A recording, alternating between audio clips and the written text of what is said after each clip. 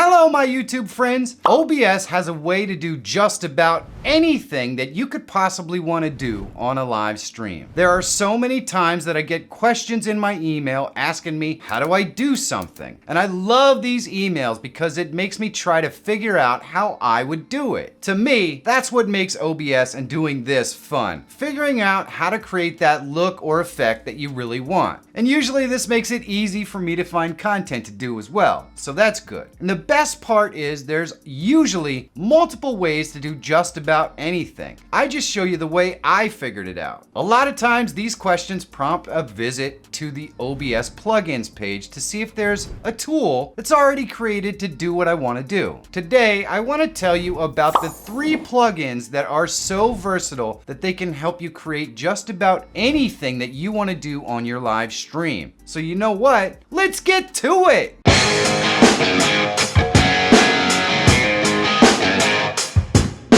Likes and comments are super easy things that you can do to help push this video to a wider audience. So take a second down below and let me know how I'm doing. And while you're there, if you're not subscribed, please do. It really does help me continue to make content that helps you. So thanks. Streams can get really complex, and anything that can help you manage the complexity and even enhance the functionality of OBS is a huge win. That's why I don't stream without the downstream keyer in OBS. Now, this is a relatively new plugin that allows you to dock a panel with assets that you can use over top of any scene that you're in. It's perfect for soundboards, alerts, video overlays, and anything else that you might want to be able to use in every scene on your stream. So let me show you how this works. You can find links to videos on how to use all the features in these plugins in the description below. Here you can see that I've loaded some animations in the downstream keyer, and I am using them over top of a bunch of different scenes. And the best part is that's for any scene. So I can go over here to my tutorial scene,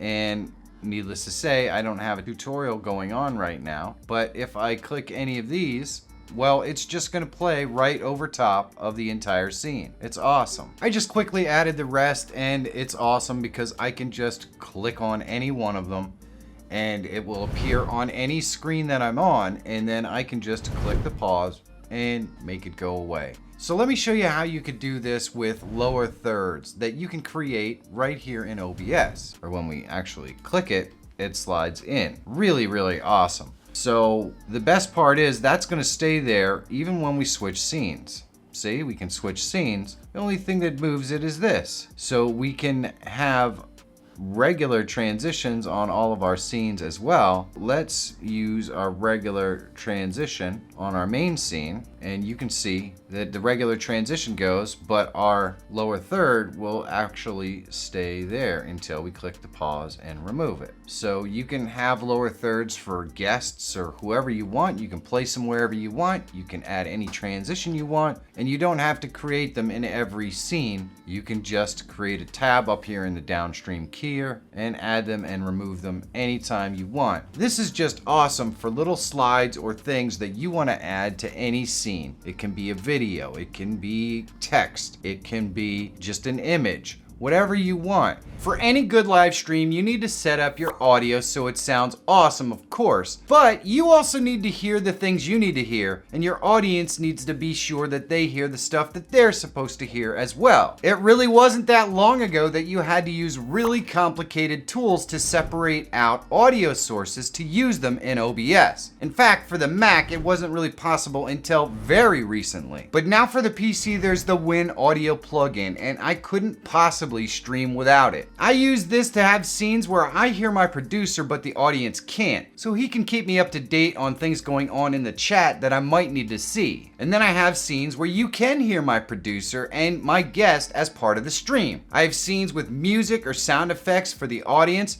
that I don't want to hear, and some scenes where I do want to hear music or I want to know what's going on that the audience is hearing. The Win Audio plugin is a game changer for OBS audio.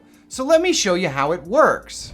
Once again, there's a link to a full video in the description, as this is just kind of an overview of what it's capable of doing. And we'll quickly split the screen here. And now if I go ahead and I play it, and then let's just expand our audio sources here so we can see them better. And we can see our YouTube video is playing. And if I pause it on YouTube, the audio goes away. When I start it on YouTube, it starts up again. So we can add all of our audio sources completely separately using this, and it's really easy to do. Now there's a tool for you to do the same thing if you are a Mac streamer.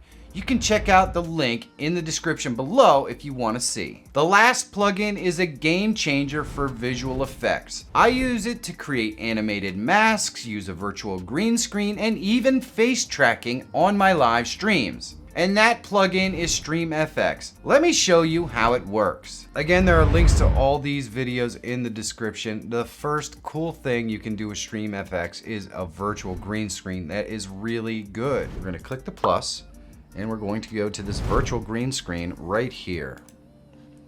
And luckily, there isn't really a whole heck of a lot to set up. You can do performance or quality. Quality should be just fine.